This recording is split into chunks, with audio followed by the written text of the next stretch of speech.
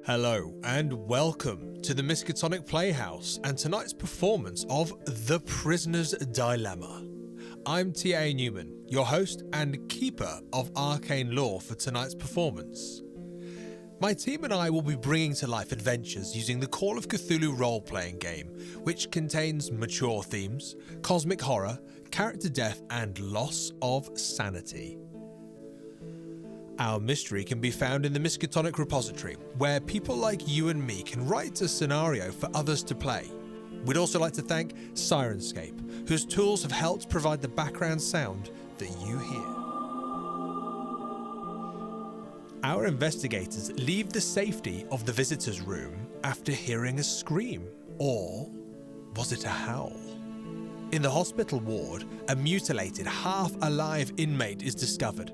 A creation of the architect. But the warden interrupts. Seeing the investigators, he is furious that they broke the prison rules by leaving the visitor's room. The warden, transformed into a terrible sight to behold, and although he was gravely injured by the investigators, he managed to drag off D.I. Martin Wells to an unknown fate. And now it's time to pull back the curtain and roll the dice. The stage is mine.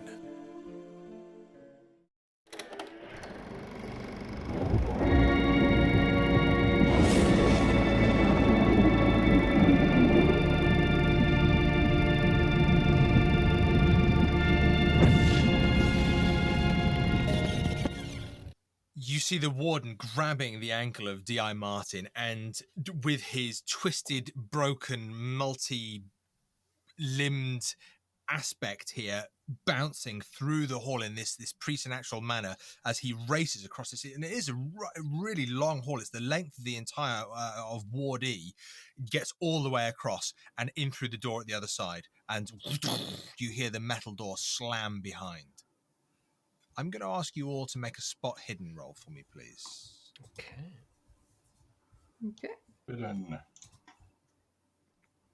Oh, yes. That's a failure.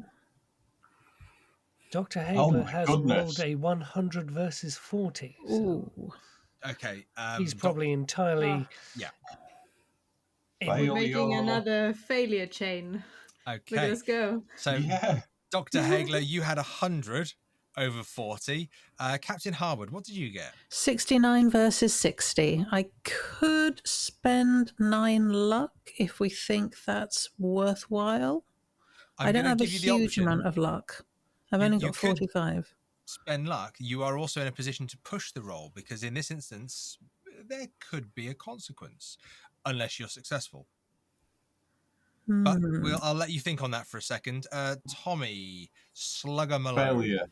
Yeah, failure 95 on 65. Not a fumble, but certainly not shining. We do have a fumble to address in a moment, Dr. Haigler. Dr. Haigler is probably engaged in this patient. He is... I was going to say, yeah, so he wasn't, yeah, so he's actually in the hospital room still with the patient. This is correct. And he's just administered morphine to the patient as well to calm him. He's trying to calm him down after a lovely extreme psychology roll. So he probably pays no heed to what is going on outside. But 100 is a fumble, so there is something This is very true. Okay. Eleanor, could I ask, what was your roll? Failure 77 over 65, but I feel like Eleanor would be the type to push it if you need someone to push it. Well, what I'm going to do is I'm going to ask for the pushes first, and we'll see if they're successful, and then we're going to return to Dr. Haigler, who's with his, ill-treated patient, shall we say, in the prison hospital. So, Captain Harwood, are you going to go for a push, use luck, or keep the failure? I think I'm going to push it. I reckon it's perhaps not a conscious thing he's doing to push it. I think that he's just done what he thinks should have been a fatal shot. So he's kind of hyper-focused, zeroed in combat mode. So his adrenaline is going and he's zeroed in focus. Okay, let's have it, please. 57 versus 60. Just got it. Yes. Okay, fantastic. And Eleanor, I'm going to ask you at the same time to, did you say luck or is this a push? It would be a push. I don't have a lot of luck. It's good to know. Yep. Eleanor is generally kind of in tune. She might be picking up things that are real or not, but generally weird things are happening, and she's trying to just get as mentally Okay. kind of into them as possible. Yeah. Of course you failed again. There we go, Eleanor. Oh. That's what we need you for. Okay. So this is the chain of events. This is the cinematic reaction of each of the characters as this malformed, broken version of the warden has just disemboweled with his claws D.I. Martin Wells in front of you. D.I. Martin Wells still breathing, coughing blood, spluttering around, looking at you, almost reaching out as the warden grabs the ankle and drags the body off at this speed of which none of you can react to, down the far end of the corridor. You're still, as you are still by the almost near the entrance. You have the entrance, and then if you remember, immediately on your left was the visitors' room. Next to that was a locked door leading with stairs. Next to that was the hospital door, of which you're all standing next to. On the other side, you actually have near you a number of other rooms. Almost opposite you is a storage room, toilets, filing, and then the furthest back towards the entrance door on that side is the warden's office. And you can see the stencils on the. This is the reason why you know this is because you can see the stencils. They are labelled, sprayed upon the metal doors, the names of those rooms.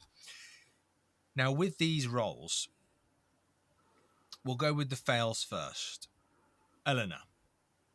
It's kind of a fumble, technically, I guess. Well, yes, because it was a pushed roll, so there is a consequence. So, in fact, we'll start with Tommy. Tommy, you have seen blood in your time. You've seen broken bodies. You're a boxer. This is something that you're not unfamiliar with. You've seen this type of physical damage, not this type of physical damage, but you've seen physical damage. But in this moment, having seen the damage that what the warden did to D.I. Martin Wells, who seemed like a nice man, he seemed like a good man, but before you ran in, you shoulder barged, but you saw this man just taken down in an inhuman manner. You are staring at the spot where D.R. Martin was lying on the floor.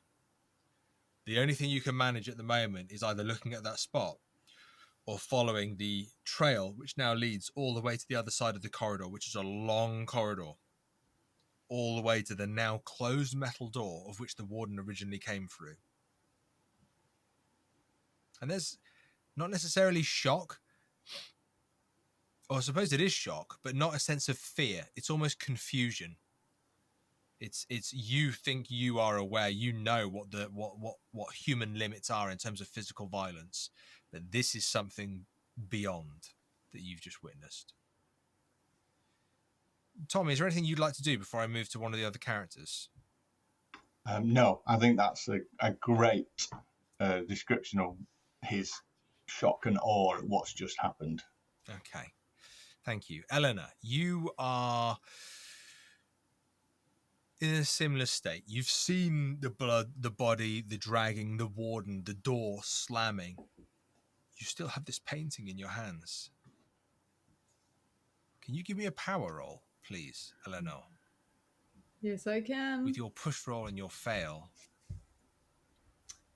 Oh, how wonderful. Surprising. And what was the roll, please? 52 over 40. 52 over 40. Wow. Yep. Oops. And with this, as a reaction to your failed push roll, you look at your painting. You're not sure why. Are you drawn to it? Is it a distraction? You tell me, Eleanor.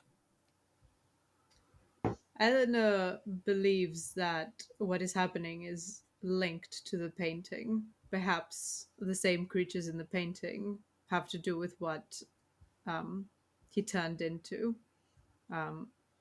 So with her occult passion, she thinks that maybe she can influence what's happening in the real world by cracking the painting. By cracking the painting? Cracking in like a metaphorical way, Oh, like I cracking see. the code, Yeah, not smashing. Maybe she will smash the painting. That's not out of the question. Perhaps not yet. But Perhaps not yet. she's But working up to it. okay, you have the painting before you, and remember, this is a big painting. You're holding this. You know, it's a big painting. You had to kind of let it go with one hand to put the pencil in the warden's neck when you were close, and stepping back, you've kind of picked it up and you've got it there. And again, before you, it takes your eyes, but you look down and you really look at this, and there are, for a moment, you're not quite sure why or how, but for a moment you feel words. You feel that there's an understanding, and the more you stare at it, the more the sound around you begins to disappear. You might hear the captain talking, or Tommy talking, or you might even hear Dr. Haigler's words coming from the hospital, or just the echo of Prison Ward E, or the voice from up above that recently was saying, "Where is it? Where is it? Come on, Henry, you've got to somewhere. Where is it?" All this just becomes background noise, and there are words that you hear. 3 words: hunt, shift, consume. That's not promising.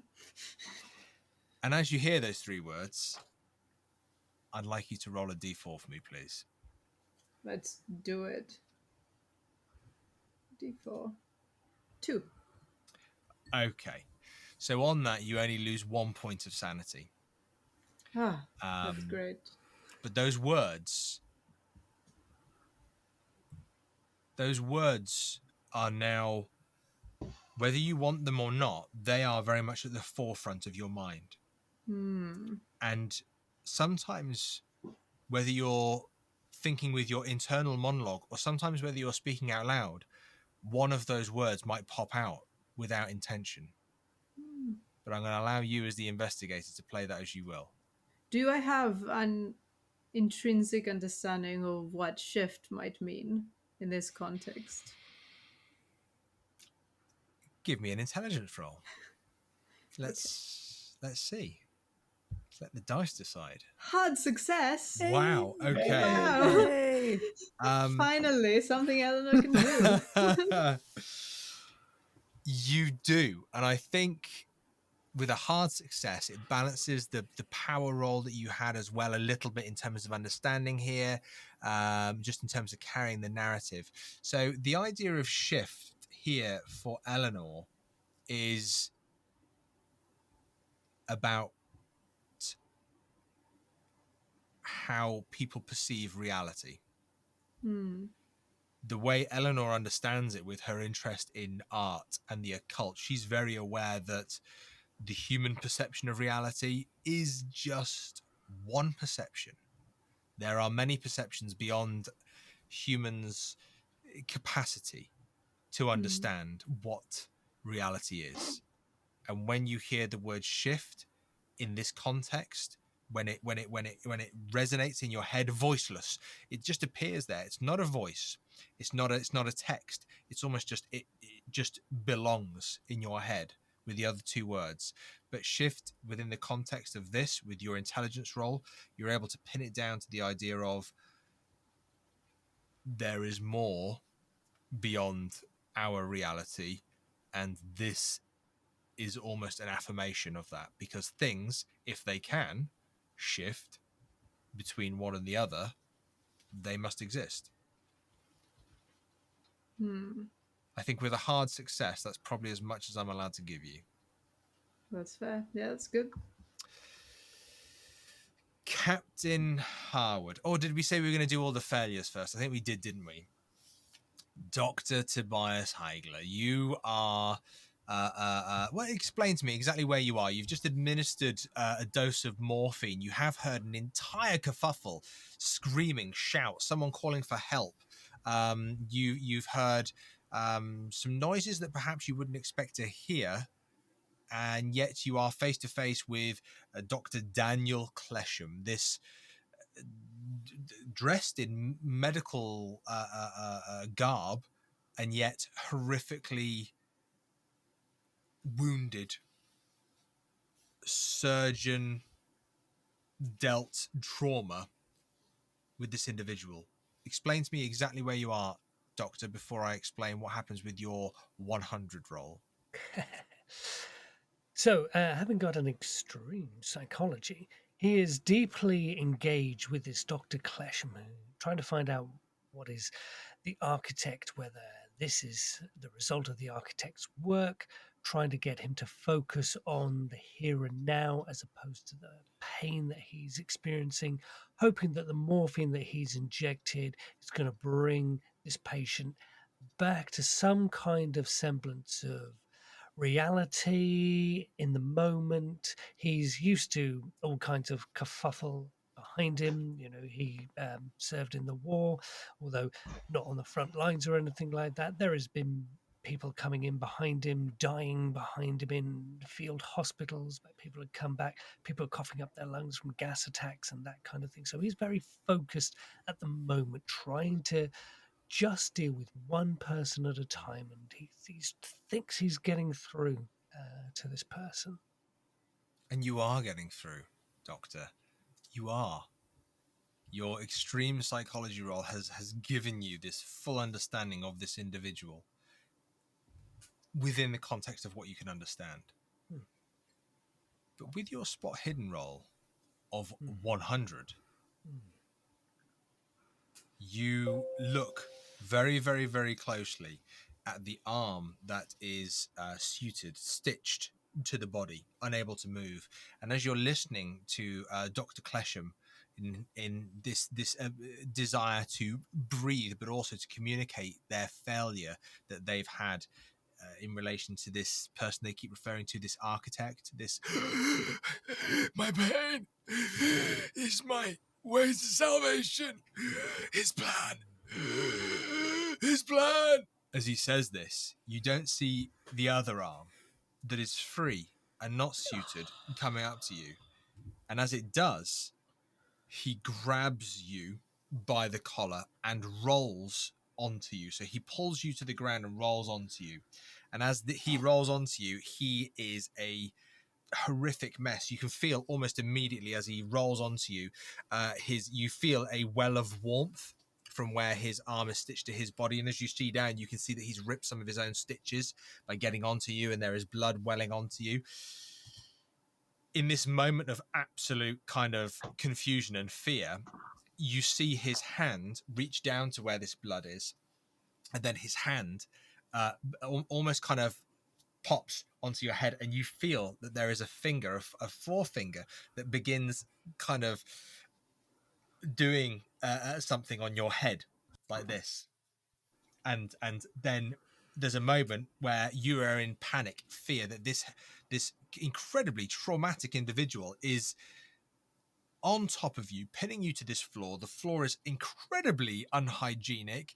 It's a completely destroyed hospital room with blood and rinked out sinks and your half alive people. This is your worst nightmare, is to be rolled over in this. And as you are rolled over in this, then you have this contact where someone is doing something to you, flesh to flesh, and then as soon as they finish, before you can react, he rolls off you and lands on the floor, almost struggling for breath next to you. And that breath begins next to you, and it begins even more, just going further and further and further. Okay, is the morphine having any effect on him whatsoever? Or? It did seem to be. You'd calmed him very significantly, but by the fact that you've came in close, you've administered that, the morphine began to take effect, your psychological approach really kind of regulated the character. You're now seeing him breathe hysterically, but then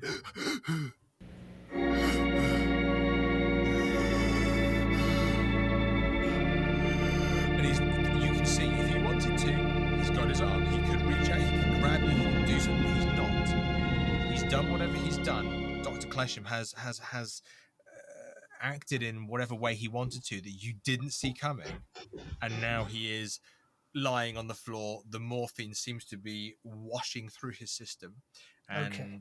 he currently seems to be incapable of doing anything else apart from just looking at you. Okay. The doctor is breathing really heavily. He's not used to this kind of thing, people leaping up at him. He wonders whether or not he's actually been incised, whether there is some kind of scratch or anything like that. So he's Give me an going to. intelligence roll. Okay. Let's have an intelligence roll. I like intelligence. Oh, that is a 44 versus 17. Okay, you being you know what it's like to have the flesh lacerated, incised, cut in any way, shape, or form, whether you're doing it or whether it's done to you. You know in this instance that no, it was the pad of a finger, and now you actually think for a moment that it was a very precise series of actions. Okay, well, he's going to look for a sink with hopefully a mirror just to see quite what he's done, because this doesn't seem quite right. You do know the curtain has been pulled back. The room is completely bare. Just to remind you, almost behind you. So you came into this hospital room, and straight ahead of you, there was a broken sink that was almost kind of half ripped from the wall. Yes, There is shards of a mirror on the wall still remaining. Then you went through the curtain to where Dr. Clesham was. To that door, there are two doors within this room. Both of them closed, but on this eastern wall. On the northern wall, but the far side, that's where you remember having seen the broken sink and essentially some shards of mirror. Fine. He's going to head to that north wall then to see. Doesn't quite add up what he's witnessing here. So for the rest of you, this would essentially be happening within the time that Tommy is staring at the blood on the floor. He's looking at the trail. He's having those thoughts of, I know what people are capable of. Big people are capable of. It's not this. And Eleanor is looking at the painting in just the most engrossed way that the rest of the world doesn't exist at this moment. Doctor, I'm going to pause you there for a second and we're going to come back to that. We're just going to jump to Captain Harwood. Captain Harwood, you succeeded on your push roll.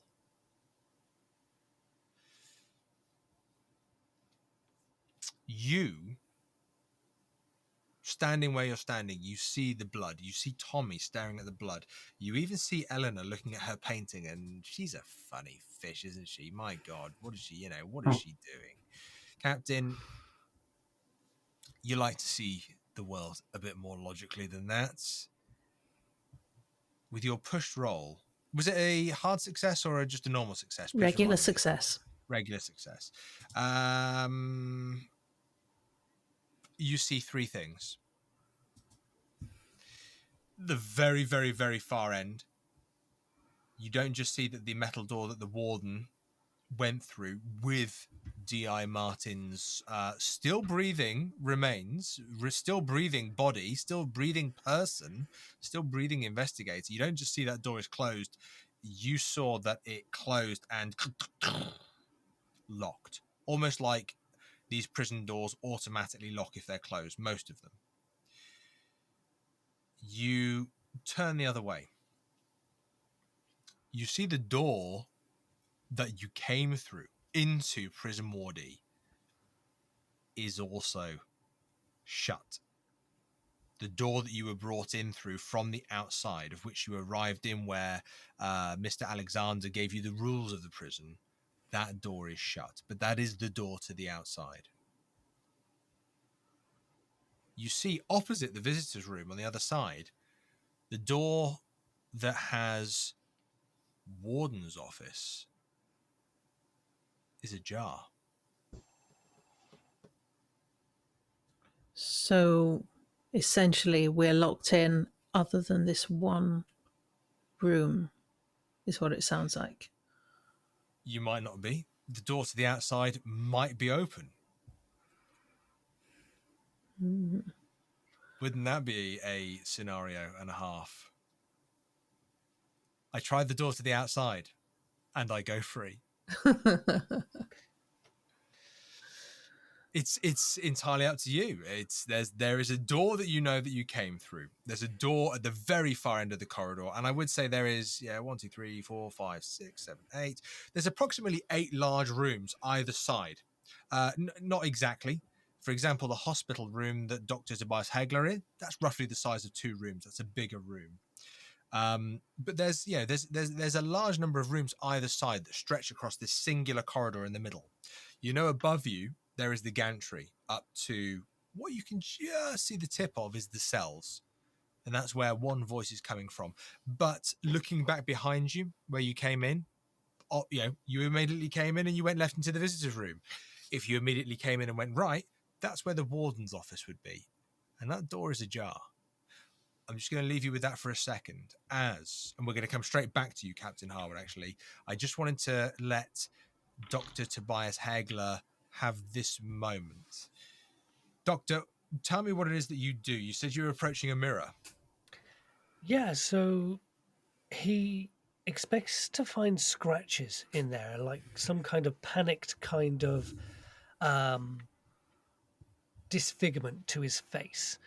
But as you said, he didn't feel as though the skin was being parted, so he just goes to the mirror and looks at himself, tries to place himself in this madness, trying to figure this out. Maybe he's done this before. He's looked himself in the mirror and said, "Right, Haigler, come on, you've got this. What's going on here?" And just trying to what's going on, trying to figure out what is happening here. You go up, you see the sink is ripped from the wall, broken. You can see the pipes exposed.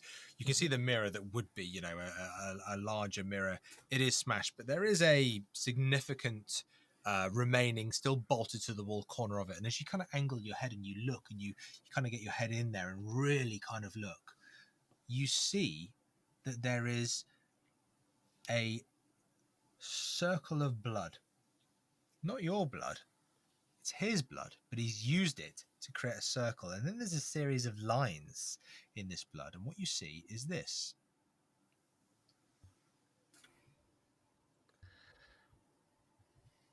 We've seen that somewhere before. It's on the letter. It is. Doctor, as you're musing on those thoughts of where you may have seen this symbol before, Captain Harwood. Door at one end locked, door at the other end locked, a series of other doors you're very welcome to explore. You have specifically noticed, though, that the warden's door is ajar. And the warden is not in there. He has gone elsewhere with Bone. a certain someone that perhaps you may have held dear, perhaps not. Well, I think the captain is going to try the door that the warden dragged DI through anyway, just to check. But clearly it's not going to open, I would imagine. Okay, I'm just going to say as you do, just to give you a sense of scope, as you walk down the corridor, you see that there are a number of rooms either side of you. You have the hospital on the left of you. On the right-hand side of you, we've had the warden's office, the filing room, the toilets, the storage room. As you walk forward, you see on the right of you, there is a recreation room. There's a door into this recreation room. And as you walk forward, you see that there is a door on your left, which is next to the hospital, called the exam room. Next to that is the doctor's office. On your right-hand side, past this long stretch of wall now. So you had the recreation room door, long stretch of room, and then you see that there is isolation 1 and isolation 2. And just in front of those are a series of metal stairs that lead up to the gantry above. It's there, just almost if the stairs are leading up, the door is underneath here. That's the metal door that leads down. And on the other side of that metal door is another door that says yard.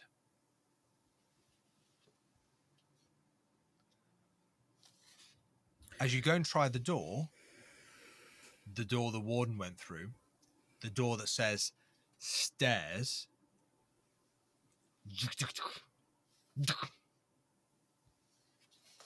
no joy. There is a keyhole Can I hear anything through the door? You're very welcome to make a listen roll. Give it a go.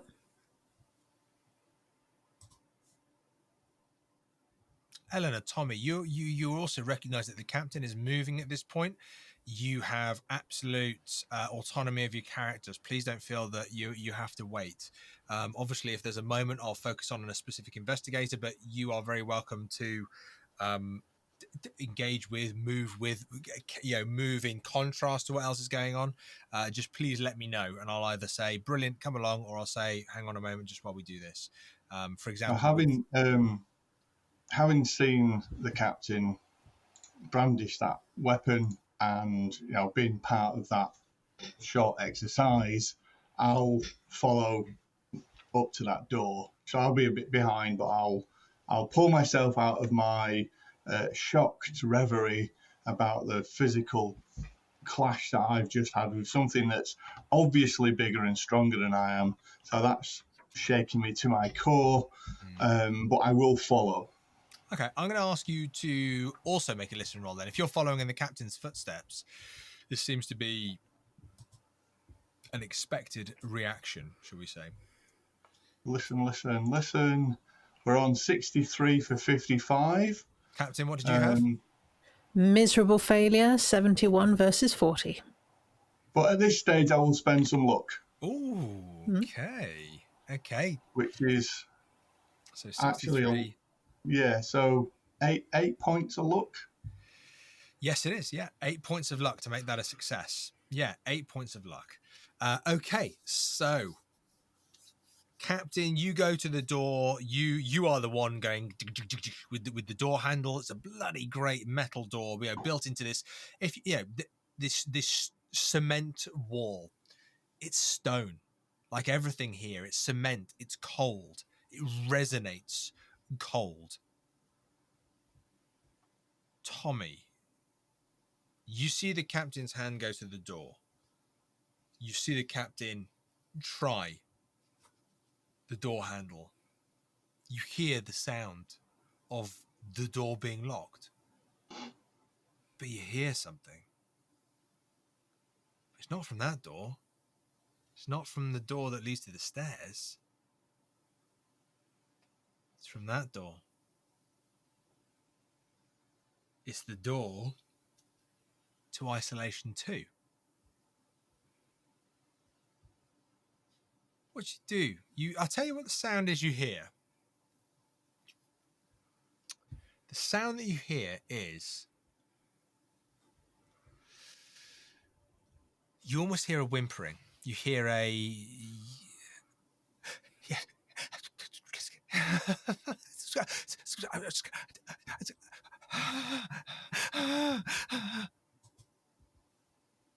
That's what you hear. I'll go to that door and I just place my hand on the door. There's a little glass panel in the door. Oh, and then I just look in. You see a young lady. You see a young lady who is wearing prison garb, trousers, and a button top with a series of arrows on them. And you see this young lady who looks as if they have been dragged through the moors backward. They look wild, ravaged. But what you can't tell through the window, as it is a little bit misted, it is a little bit blurred, is you can see this individual is on the walls, scratching stuff. Up against, standing on their bed, scratching into the wall. And you can almost hear that now that you can kind of see it, but you can also hear the muttering. And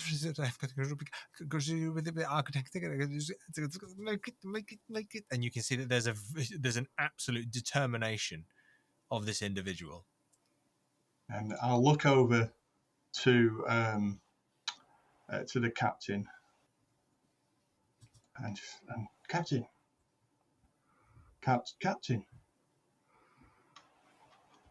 What is it? There's one of the prisoners in here seems to have gone a little bit doolally. Isolation. Or perhaps she's in there for a reason. That's the good point. Presumably this is solitary confinement of some description. You're right. You're absolutely right. They're scratching something on the wall. And the captain will kind of peer through the glass pane to get a decent look. Captain, could you tell me what it is that you're trying to see? Trying to see what's being written on the wall, and also just trying to look at the woman inside and just see what kind of state she's in. Okay. Let's have a spot hidden. Tommy, I imagine you could probably give me a spot hidden as well, because you're attempting the same thing. You've gone from a listen roll to a spot hidden. That's a failure. 73 versus 60. Okay. Tommy, a spot hidden from you. Let's see where we can get with that. Oh, a success. 40 over 65. Okay. Just before we go with Tommy's success, Captain, is that something that you're happy with? You're going to sit with? Yes, I'll let Tommy. Yeah, he can see better than I can. If there's luck to be used, perhaps it's later on. Maybe. Okay. So, Captain, you're looking in, and you can see the outline, the outskirts of this glass window that's probably no bigger than an A5 sheet of paper. It's a bit misted on the outside, so it kind of limits vision to a smaller access. And because Tommy's kind of got his head there as well, with one eye kind of peering through, it's harder for you to kind of see from back here and kind of look through. You do see the figure of the woman in there, almost kind of scratching on one side and then jumping off the bed, looking at the whatever it is that they're doing, and then jumping back up and scratching more into it on another side. Tommy, you see this woman standing on the bed, scratching, stepping back, looking, and it's in that moment where she steps back and you see her wild hair flicker, and she looks up and you see her head turn, and you can see that she's making choices about how to depict whatever she is trying to depict. And here you can see that there's some kind of bizarre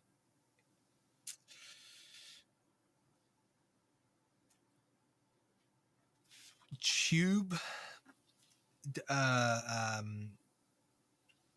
worm thing that she's kind of drawn.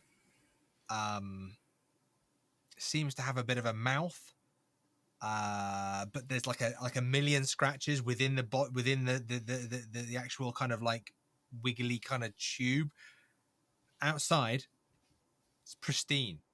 There's a few tiny things, but they seem to be dedicated. What you're seeing within the main thing of this is that there are like so much detail on the inside, almost like a million little tiny versions. Just hundreds. And you can see that she is painstakingly working to get all of them, each individual single one, perfect. I will yell down the corridor, Miss Eleanor, bring the doctor.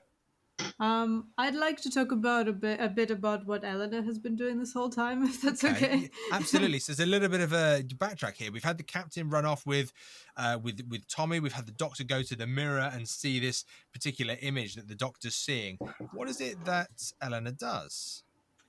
Eleanor has been obsessing over the painting, and if anyone has been paying attention to her, which no one has, I think, they would have heard her muttering, hand shift consumed to herself. And then she glances again at the Obsidian Foundation thing, and she has connections to the Outworld, so she tries to think if this is something she would have encountered before. I feel like if she would have had, then she would have known by now, so I assume she hasn't.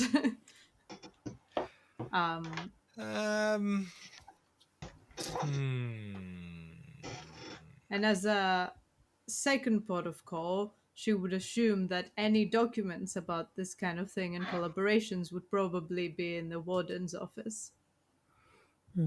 So if she wants to investigate who this Obsidian Foundation is, maybe she can find something relevant by searching the paperwork in the warden's office. Okay. Point. So Eleanor is going to go in the opposite direction to the rest of the group. Bye, everyone. Let's split the party. Yay! Absolutely.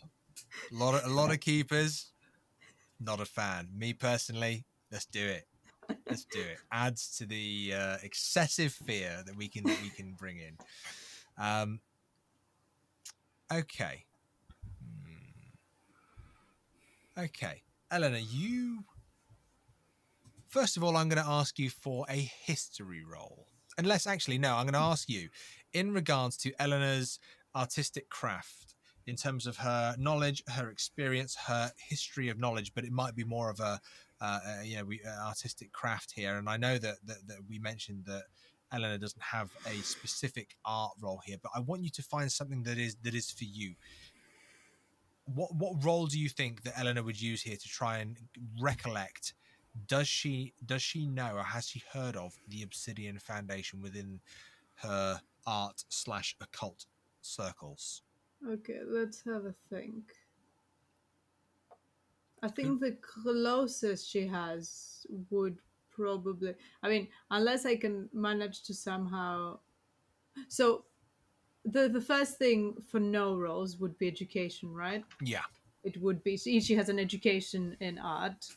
So if she needs to know something that has to do with art, I would assume she'd roll a no roll, which is her education. The reason I'm passing it over to you, dear investigator, is because depending on the role you choose, it might dictate the information that I'm able to offer you. Okay. If you rolled an occult roll, there may be something there. There may be not. If you rolled a no roll, an education roll, it might be more of a, as you say, an educational knowledge that you're able to retrieve. Can I roll both? I tell you what, for now, as you're running over to the warden's office, I'm going to get you to choose one. You will have an opportunity later to roll the other. Okay, so either education or occult, basically. Yeah. Or library use, but I think occult makes more sense than library use for now. Education is the highest chances of getting something, so I'm going to go with that first. Okay. Hey, that was close. A 63 over 65 success. 63 over 65. Okay, but it's still a success. It's still a success. Okay, so as you've got the painting in your hands, you're looking at the painting, you're looking at the little silver plaque donated by the Obsidian Foundation, and you turn and you see the warden's office door. You see the door is open. The Obsidian Foundation, you think you're going to check the notes, you're going to see if there's files, you're going to see if there's information, if they're connected to this place. I need to know. You begin marching over, but as you do, you're scrawling that mind palace of yours to try and find something about the Obsidian Foundation. And you know what?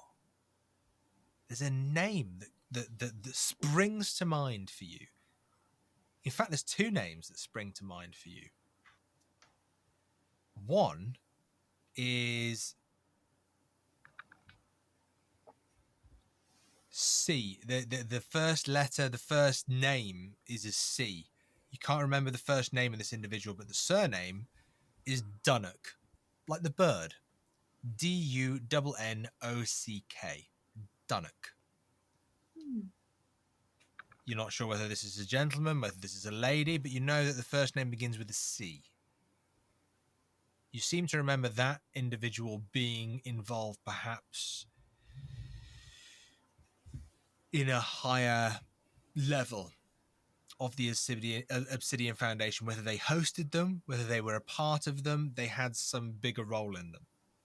There's another name that comes to mind.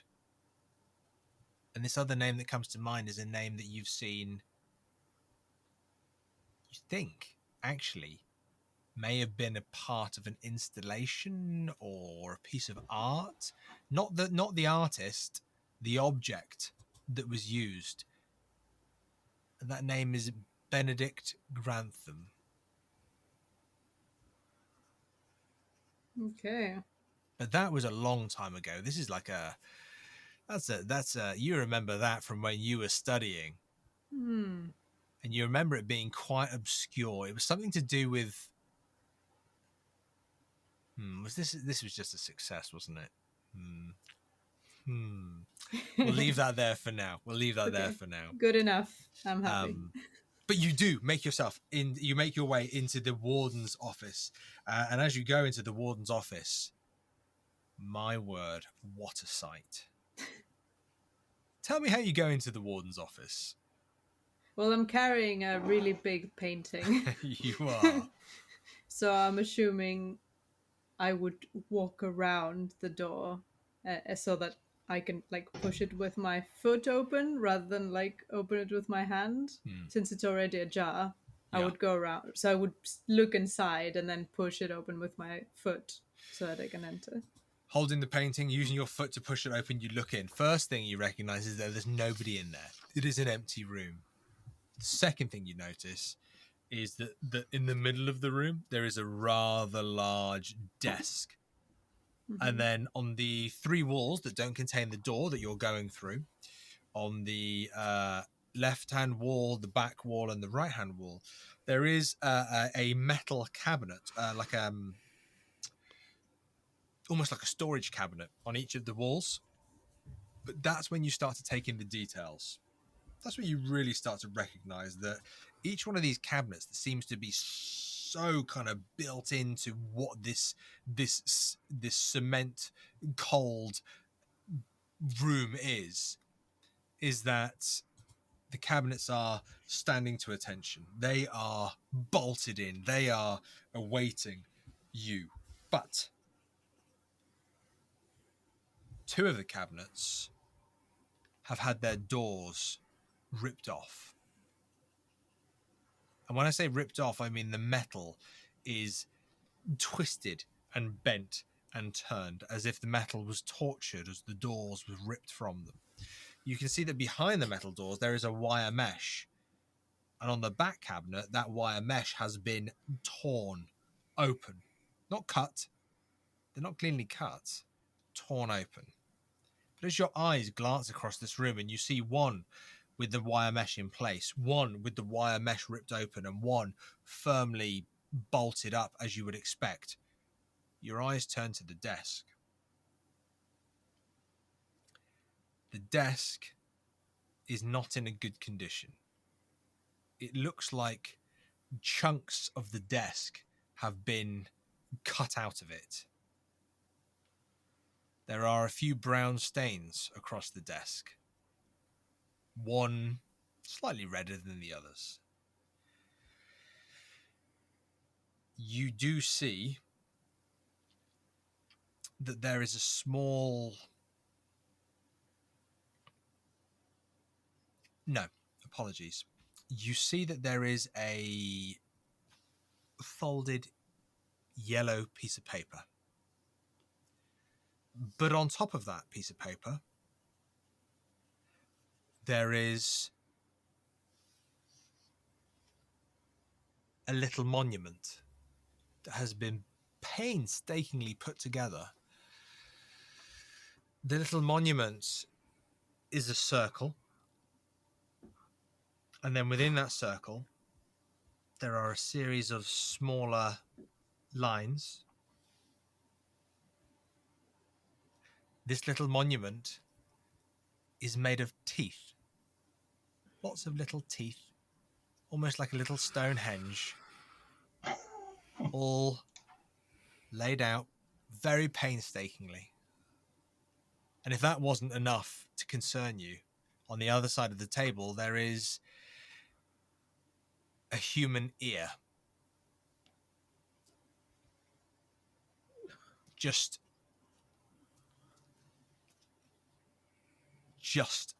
an ear. Mm-hmm. I'm not going to ask you to make a sanity roll, but I'm not going to make you to ask a sanity roll yet. What would you like to do? Eleanor has already seen weirder things happen in here.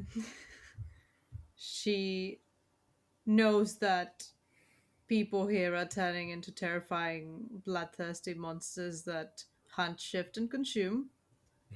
She, until now, thought there was only one, but this is clearly the work of another one, because the first one we saw turn and leave from human to non-human, unless it turns back and forth pretty casually, but like it didn't feel like a casual transformation.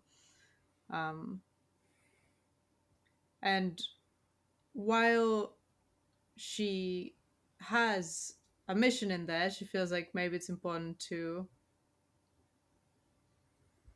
get on top of this bit first. The yellow paper feels significant. Is the little monument, does that like have an aura of any kind? Does she pick up feelings from it, or like, does it feel evil, or is it kind of like, you know what, it's just a monument, it's very creepy, but I don't have feelings about this. I'm gonna. It's a good question. And it's one we'll come back to in a moment. Yeah. Captain Tommy, standing by the door. Tommy, you've seen what you've seen. You've seen this carving in this wall, this tube-like, worm-like thing with a million other scratches inside of it. Dr. Haigler is currently elsewhere and momentarily about to do whatever it is Dr. Haigler is going to do. But just what is it that you do? You've noticed. Do you notice? Tell me. I'm not going to ask you to roll for this. You have just seen one of your party dragged off behind a closed door. Tommy and Captain are now standing looking through a door at this very apparently crazed woman who is carving things into the wall, Tommy, of which you've seen more than the Captain. You've just seen Eleanor with her painting, not very unsuspiciously, turn, walk off and go down the corridor. She hasn't left. She's gone into the warden's office. You have a doctor in one room, a questionable artist in another room. The two of you stand together staring at this clearly perhaps not stable individual. What is it that you two do?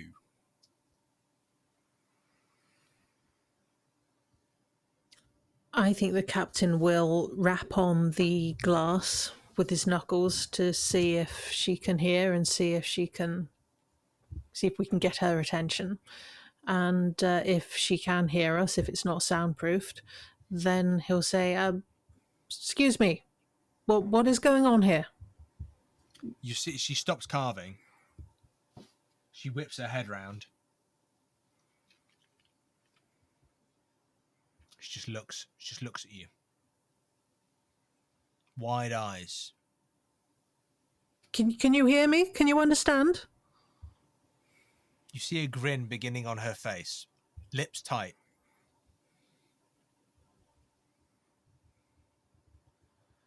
There is something very wrong here.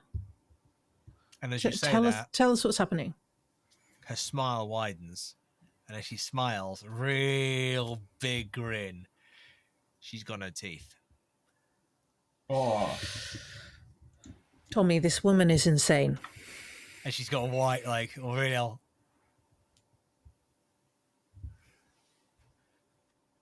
And I've moved away from the window in order to allow the captain closer, because I've turned and yelled for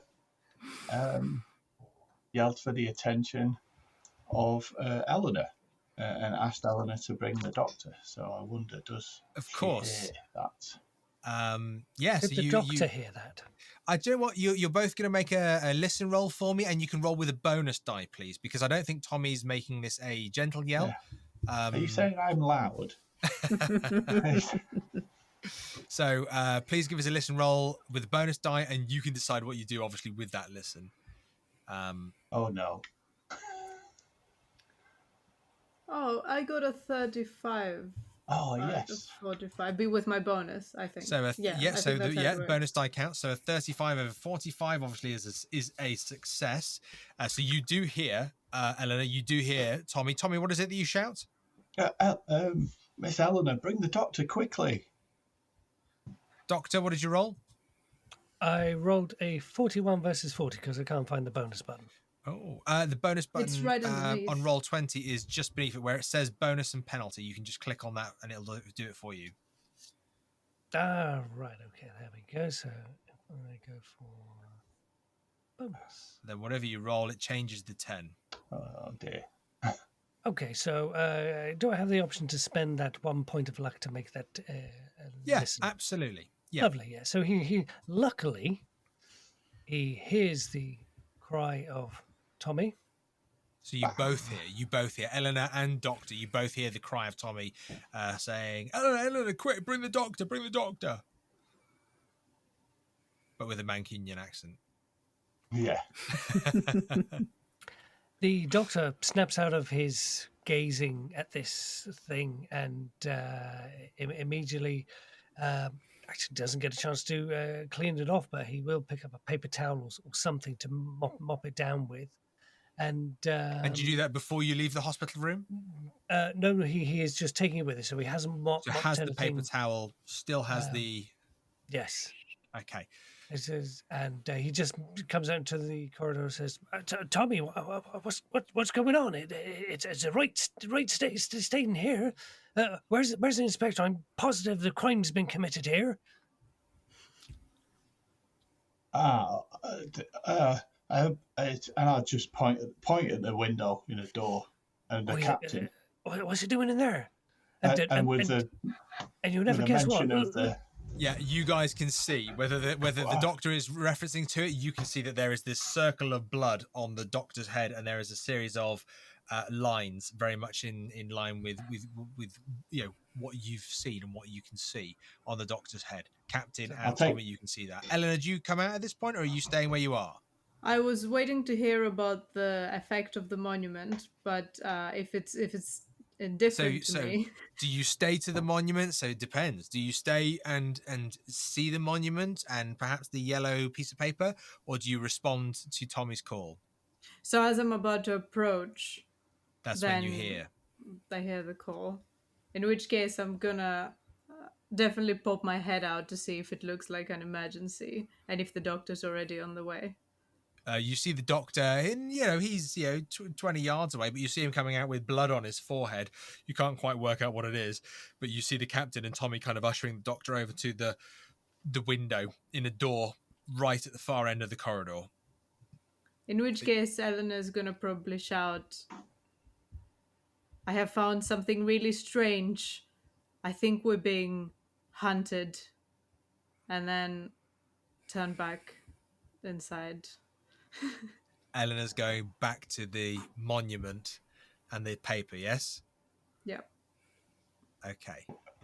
When I see the blood on the doctor's head as he approaches, that's like a sucker punch to Tommy, and he'll take some staggering steps backwards,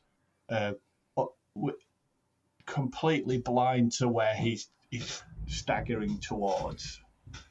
So like, okay. The doctor sees that and says, "Oh no, don't worry, it's not mine. There's a fella in there. He's in a right state. He's I must mop it off. Doesn't it look like that thing on the letter? Good Lord, man. What happened to you? Good Lord.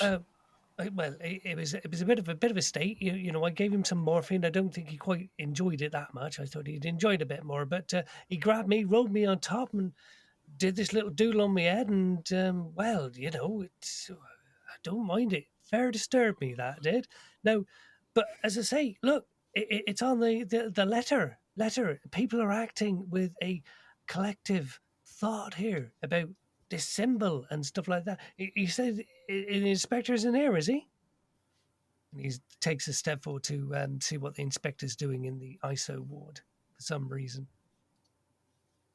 And you look through and you see this crazed, wild individual who you see for a moment is staring through the window back at you and smiling with no teeth, gums all bloodied and bruised, lips all cracked and smiling at you. And then as you look through, you just kind of see her almost wildly just turn and run back at the wall at the back of the room, jump up onto the bed, slam into the wall, and then begin carving.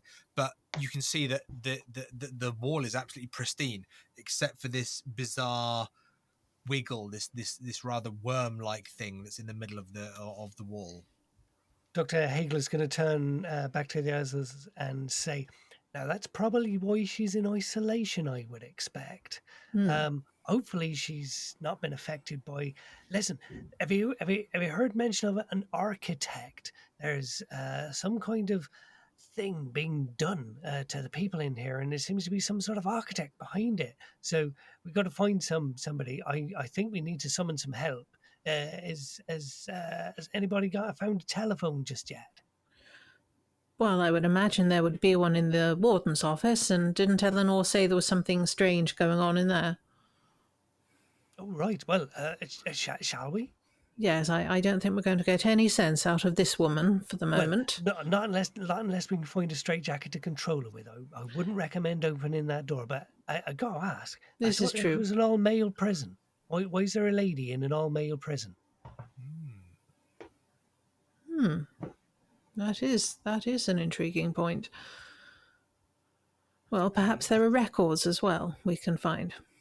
Very true, very true. And we shall go to the warden's office to find a telephone. As the three of you walk to the warden's office to find a telephone, and on that thought, there are records. You realise you're walking past, on your way back down, you're walking past, you're at Isolation 2. You walk past Isolation 1, which appears to be empty. You then walk past a closed door for a recreation room, which seems to be a longer, bigger room. You walk past storage. In there? You don't know. Without checking and making multiple sanity rolls, you're not sure. You walk. You can see that there is a recreation room, storage, toilets, filing, warden's office. So there is a filing room prior to the warden's office. Let's just, as you're on your walk down, in that time that it takes you to have that conversation and walk down, Eleanor, let's have a few. There's a short burst of time here you've got before the others potentially arrive in the warden's office, unless they go somewhere else. What is it that you do? You've looked at, you've seen them, you've said the strange goings on in here, and then you've gone back into the room. Tell me what you do. I am approaching the letter and the monument. If I don't feel particularly drawn to the monument in a spiritual sense, I'm just going to read the letter. Give me an occult roll, please. Let's do it. Hey, another success. 28 over 45. Okay.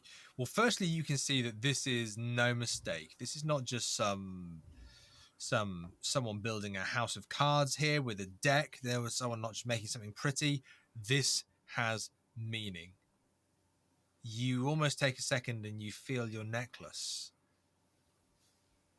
You have your necklace, yes? Oh, yeah. You look at the symbols on there. This is not a symbol you've seen before, but you recognize the way that these teeth are laid out, some big, some small, potentially not from the same mouth. But you can see that this circle of teeth, it might not have power, but it's a symbol of something that does have power, and you can recognize that. Absolutely. The symbol that you're seeing here with the teeth, it's almost a small scale monument to that. What you're seeing doesn't have power itself, but the symbol, yeah. You recognize that's something that's powerful. Is it similar to the symbol in the letter if looked from above? When you look at the letter and when you look at above, not only similar, it is exact. You have the circle, and then you have 1, 2, 3, 4, 5, 6, 7, 8, 9 lines within the circle. Not similar, exact. And is the same symbol on the piece of paper as well? Indeed. The yellow piece of paper that is Oh, folded? the yellow piece of paper itself, you're not sure. It's a folded yellow piece of paper on which the monument is built upon. So I'd have to move the monument. I'm afraid so. Let's do it. You move how do you remove these teeth from your piece of paper. Wait, isn't it and the teeth on a stand of some sort?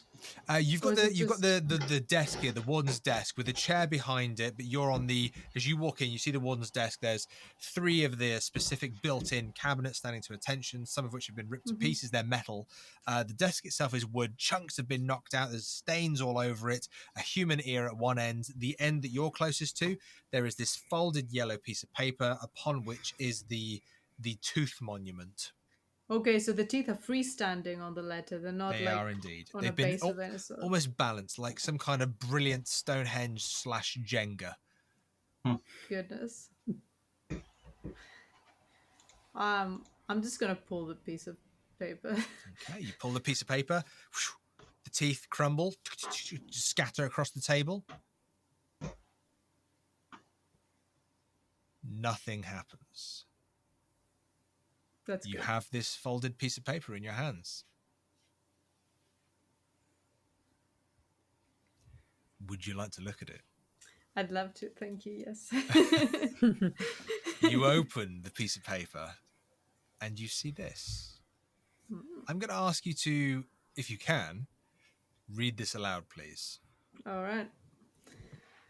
And by this, you mean something that hasn't appeared yet? Oh, apologies. 1 second.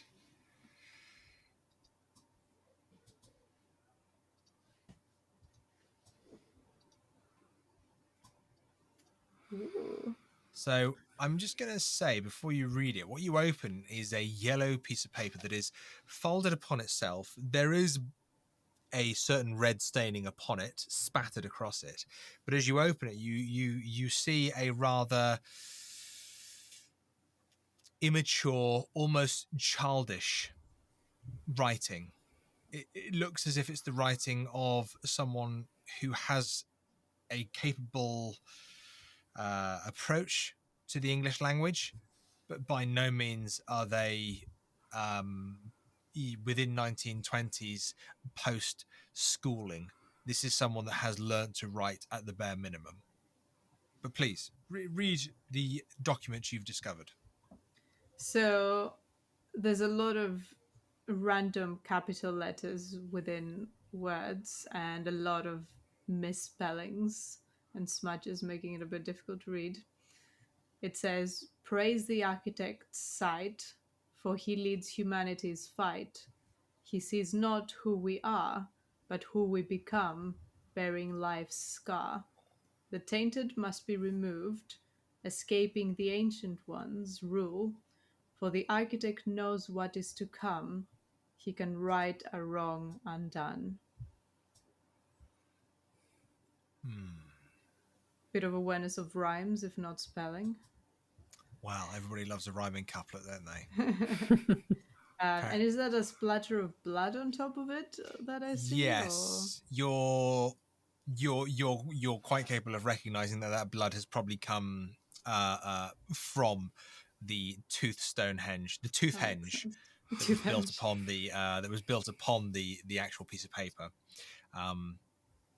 You pick that up and you read that, and I'm going to say, as you read that, you begin to hear the footsteps of the rest of the investigators come towards you. So I'm going to give you a minute to think about what you do with that document, that letter, or that piece of paper, that prayer, whatever you may see that as. I'm going to give you a moment to just decide what you do with that as I just return to the others and find out where they go, whether they come into the warden's office or whether they go into storage, filing, go somewhere else.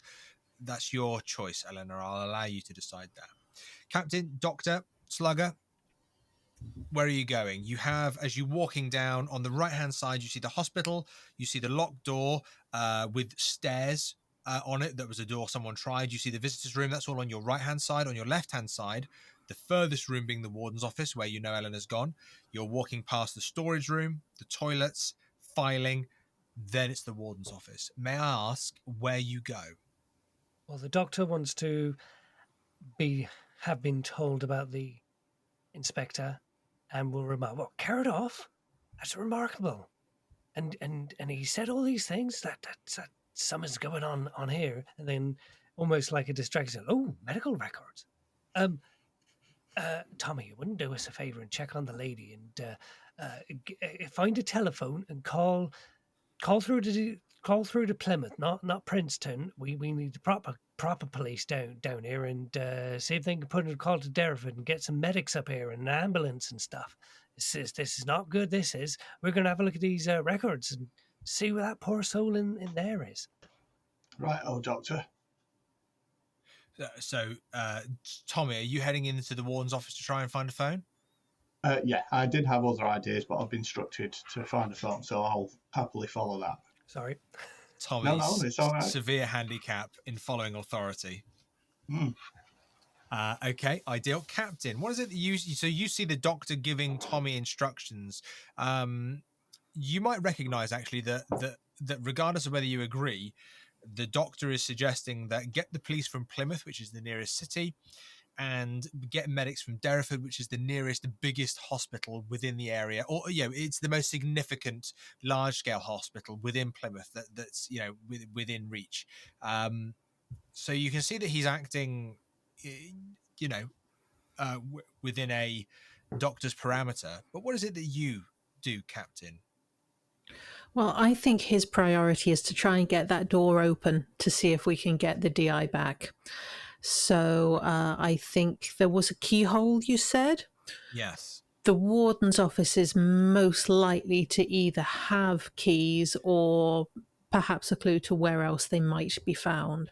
So I think he's going to head that way. But first of all, did you say that the doctor was going to be going into the filing, or did you not say that yet?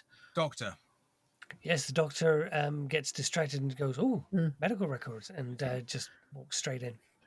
In that case, there is captain a separate medical records and filing rooms. Is that correct? Those two rooms are separate? Not yet. You've seen the signs on the door. There is storage, then there was toilets, then there was filing. Okay. So I believe filing is the room that the doctor is going into, very much presuming or hoping that it's going to be medical records. Right. So the captain will draw his gun and just make sure that the room is safe that the doctor has gone into. Are you quite sure you'll be all right on your own? Well, it's just a filing cabinet, isn't it? I'm sure it would be fine. Well, all right. Well, if you don't mind, I'll just poke my head in as well, just to make sure there's no one in there. I'll close the door behind us. How's that? And so he will scope out the room very quickly before heading off to the warden's office. So you go to the just to look at the filing room for a moment. You go to the filing room. The door opens, and as you would expect, this is a rather long, thin room, and on one side of the room is a series of filing cabinets. I'm gonna ask. So, Captain, you go in and you check, and you see the room's clear. Yeah, it's clear. Looks a bit dusty. But the weird thing is that as you go in, and this isn't a roll, this is just a general observation, is you go in and the room looks dusty, there's cobwebs, but the filing cabinets, they are used. There's a lot of the room that isn't used. With the filing cabinets, you can see that there is dust knocked off. The immediate filing cabinet as you go in seems to be the one with the most amount of dust kind of knocked off and visible aspect of use. There's lots of hands moving, trays closing. You can see that there's a level of disturbing for whatever kind of lying dust that is there, and progressively less as the cabinets go on. So just on that, Captain and Doctor, what is it that you are you actively both searching files? Captain, have you seen the rooms empty, and do you go to the warden's office? Please tell me what you do. Yes, just that essentially. He just wants to make sure that there's nobody in there, that it's a safe place to leave the doctor on his own, because he's the only one with a gun at the moment. So until we can find something else that can help even the odds a little bit, he just wants to make sure that it's not a bad plan to leave someone on their own. Okay, so you see the room's empty. You leave the doctor to it. You leave you leave the filing room, and the immediate door on your left, the next door, is the warden's office. Just as you leave the filing room, though, and just before you go into the warden's office, you do hear a voice that you've heard before from up in the gantry, and you hear that voice once again, and you hear a sense of frustration, not anger, not like the warden's growl or anything like that. You hear this voice just going, "Oh, for God's sake, Henry, where did you hide it?" Thank you for joining us for Act 3 of The Prisoner's Dilemma by myself, T.A. Newman. Find out more on our website, www.miskatonicplayhouse.com, and find us on the social media platforms with links found in the show notes. Until next time, when the curtain rises again.